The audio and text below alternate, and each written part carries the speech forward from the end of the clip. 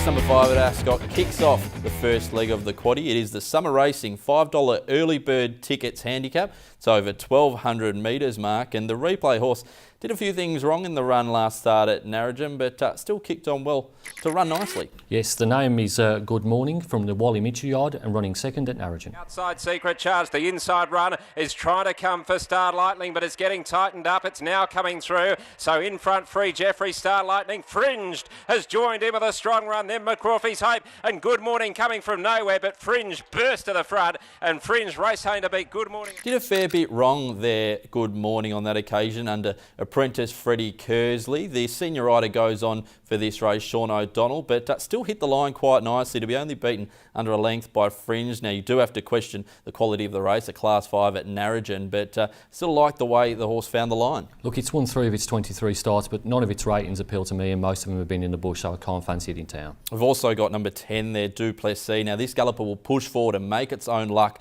for Lauren Ho and rider George Scamoni here. Second 2 starts ago at Ascot, beaten by Ace's Wish, and then last start at Bunbury, beaten by Fair Nikita. That's the good thing about it. It will go to the front and make its own luck, so we'll be the one to catch. Look, it's been a change of tactics with this horse, this preparation, and it seems to have worked out quite well. It's been competitive in good races, certainly at this level. I'd expect it to be there or thereabouts. Of course, coming off a Broome campaign, let's hope he can run another nice race. And one of the obvious ones there, Mark, number 7, Hashtag from the Pierce Yard, who is flying at the moment. They had a treble on Sunday at Pinjarra, and they look to extend that streak here with Hashtag. The recent trial was very sharp in good time at Lark Hill. Yeah, look, it's got excellent fresh numbers. Was only 2 lengths off Shidell, giving up 1.5 kilos in the Jungle Miss Classic last year over course and distance. That form just wins this. Yeah, it looks very, very hard to beat. That's why I've got it on top. Number 7, Hashtag, ahead of the 8, Star Glitter. Number 9, Good Morning, and the 10, Duplessis. I'm number 7 too. That's Hashtag. From number 3, Castle Retreat.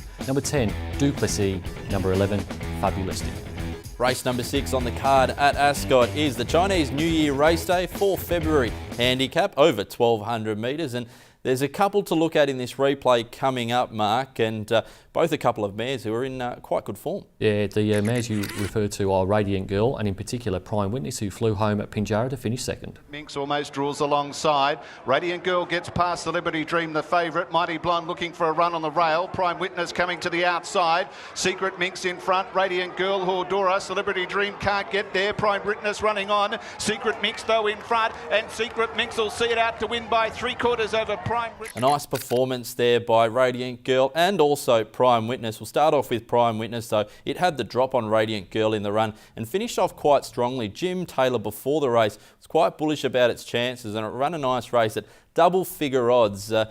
There was a question on her toughness and her strength in a finish. We saw that a couple of starts ago behind Key to Fame, 3 starts ago, in fact. Got the box seat run, but just couldn't finish off on that occasion. Key to Fame has run well since, but there's still that question for mine at her at Ascot, Mark. Look, I probably prefer number 11 over 12 at the weights, but the ratings out of that race weren't particularly good. They did come home in good time, but they walked the first half of the race, and overall the ratings for these horses is not particularly good. Yeah, Prime Witness does get the weight advantage here. 1/2 kilo on Radiant Girl, who, as you saw there, did get the box seat run behind the favourite, the Cerise and White runner there, and finished off okay to the line. Wanted to lay in the last little bit. From Barrier 4, should get another nice run. I just think this mare by Tickets has a fair bit of upside to come.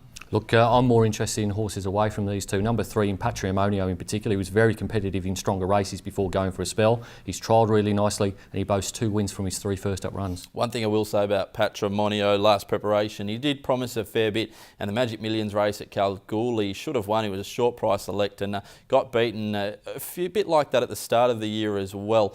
Had a few races in his grasp and just couldn't get the job done. So want to see him come back and do it, but certainly is a very, very good chance. I've got number 11 on top, Radiant Girl for Neville Parnham, ahead of number 12, Prime Witness, the 3, Patrimonio, and number 6, Jingtang. I'm going with what I perceive to be the class, which is number 3, Patrimonio, from number 9, Rotana Beach, number 5, Tranquillus and Sunrise, and number 11, Radiant Girl. Race number 7 at Ascot is the club membership handicap. It's over 1,400 metres. It's a class 1, and last winner we'll take a look at, Mark. Yes, the 3-year-old Brothers Keeper winning at Pinjarra. Up out wider, and Shakedown got a great run through along the fence, and then Demerit Point behind them, and further out, What Did You Do? And Clever Dick starting a run. Shakedown over on the rail, Brothers Keeper, Demerit Point, and out wider is Clever Dick. Shakedown, Brothers Keeper, Demerit Point, Clever Dick on the outside, Brothers Keeper in the centre of the track with the lead, and Brothers Keeper from Nice enough win there by Brothers Keeper. For Tiana Robertson on that occasion. Jared Noski keeps the ride and stays on here. Beat Clever Dick on that occasion. Clever Dick's still a maiden and still running around in a lot of maiden races. The only concern here, it can be a challenger, but Barrier 12 will be asking a lot of this gelding by Casino Prince. Yeah, look, Jared Noski's in excellent form, but I do have queries about the ratings, and Barrier 12 is not going to help. Yes, so coming out of a maiden to a Class 1 can always be a little bit tricky as well. Number 1, Checkers there for Neville Parnham. Went towards a Belmont Classic last preparation. Failed in the Diana, probably couldn't get the trip, but ran a few nice races behind the likes of Hey Listen and Massachusetts, and that form potentially could be good enough to win this. The recent trial was fair, and Fred Kersey, the 3-kilo claimer, jumps on as well. Yeah, look, Neville tried to get him out to a staying trip last preparation, and look, good on him for trying, but I don't think it really worked. Back to a sprint trip helps here. I think he's fallen around 1,400 metres. He's well good enough to win this race, and he won a recent trial at Belmont Park as well. In an open race, number 5, Zephyro's a chance as well here. Jason Whiting rides here, takes over from Fiona Bell. Nobody missed the run last start at Pinjarra, desperately unlucky. 2 starts ago was great in winning an all-age maiden, but that run last start, that was a Saturday class race at Pinjarra, Mark, and Fiona Bell just got strung up behind runners and could have finished a lot closer than 1.5 lengths. Look, he was the eye-catcher in a Saturday class race. I think it was a Saturday class race only in name, though in times it certainly wasn't. Yes, I've got it on top though because of that performance. I think Jason Whiting, the senior rider on, can certainly win. Number 5, Zephyro. From the 1, Checkers. Number 9, Brothers Keeper, our replay horse. And number 10, Celtic Wizard. We've got the same first 4, Mark, but I'm going to chance number 1 here, which is Checkers, from number 9, Brothers Keeper, number 5, Zephyro, and number 10, Celtic Wizard. Race number 8 and the last race on the card is the Young Membership Handicap over 1,600 metres. A Class 3 affair is this one, Mark, and our replay horse could not have been more impressive last start. Impressive is the word, Mark. This is Thunder Boom winning at Bunbury on New Year's Day and breaking her maiden. Lengths on Thunder Boom, about to set after it down on the fence. Coastal Chills got up near the rails as well. Further back, Royal Luck and First Growth. Thunder Boom hit the front though, boots away, down by the 200. Pike shown in the persuader, and he responds, and look at him go, Thunder Boom. Thunder Boom's going to absolutely destroy them. Came away, won it by more than 6. Thunder Boom on that occasion could not have been more impressive, as we mentioned. Winning by 5 lengths, its debut run was just as good at Bunbury when a 50-1 shot and only beaten 1.5 lengths by Paris, Texas. Then another good performance behind General Hassan on a midweek maiden at Ascot, and then finally breaking its duck last start. Look, she's a 3-year-old filly here taking on the older horses, which is some concern, but William Pike gets a perfect run from Barrier True. The cutaway will be in play, Mark, so no real excuses, and I'm guessing will be a very short quote. She's one of the more interesting horses in training, plenty of untapped potential.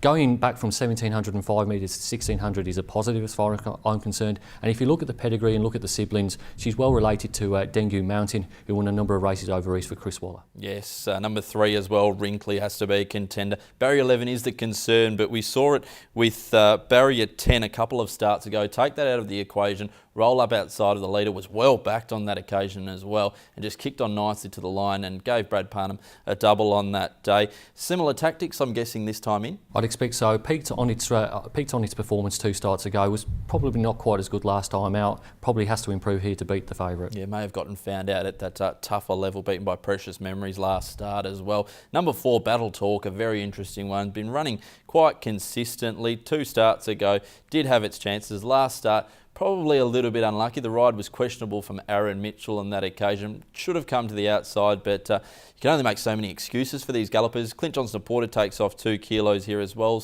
Gets a good barrier, but as I mentioned, Mark, you only make so many excuses. Was unlucky in the regional championship, finished last and had excuses that day, but I've run out of excuses for this horse, and against a quality galloper in Thunder Boom, I can't have her on top here. I think it has to be considered, but as you mentioned, Mark, can be a frustrating one to follow. I've got the 14 on top, Thunder Boom. The filly looks hard to beat. From number 4, Battle Talk, 3, Wrinkly, and number 2, Starry Dane. The stay resuming. I've got number 14 on top, that's Thunder Boom, and then a gap to number 3, Wrinkly, number 1, Russian River, and number 9, Black Grape. It's now time to have a look at our best bets on the card. I've got race 2, number 6, Royal Star. Certainly looks to be the best of the day. You won't get much of a price, but should just win. And race 8, number 14, Thunder Boom. The filly taking on the older horses. Market snap from me. I've got the same two. Race 2, number 6, Royal Star, and race 8, number 14, Thunder Boom. There you go. Double the confidence there.